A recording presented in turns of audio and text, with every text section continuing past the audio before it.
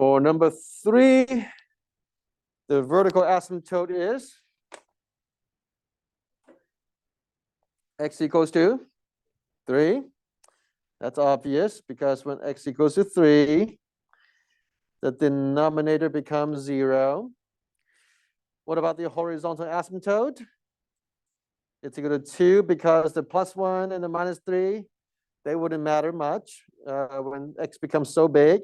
So you just have a 2x over x, which is 2. So y equals to 2. All right, y equals to 2. So go ahead, draw it this way. And then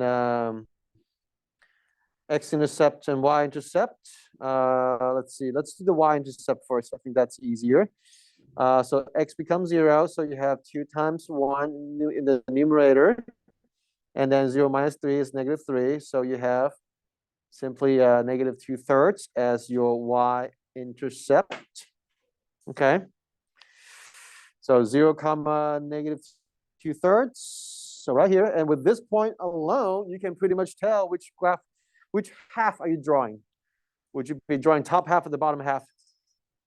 To the left-hand side of the vertical asymptote. Bottom. It's likely for the bottom half. And then now let's go ahead and take a look at the x-intercept.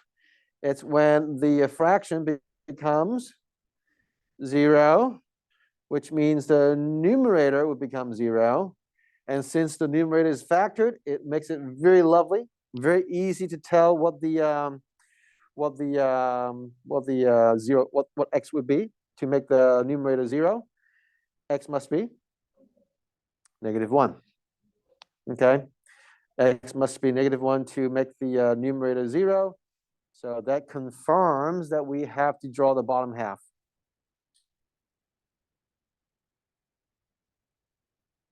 Okay.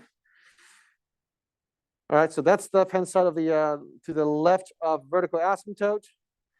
And then what about to the right? Are we drawing the top half or are we drawing the bottom half? It must be the top. Why not the half? Yeah, if you draw the bottom half, then you would have to have some sort of x-intercept right here, and we don't. So so again, the points would be a hint. The absence of points would also be a hint. So there are hints everywhere to guide you through the drawing process. Make sure you know all these hints. And the domain is going to be from -infinity to 3, and 3 to infinity. Okay?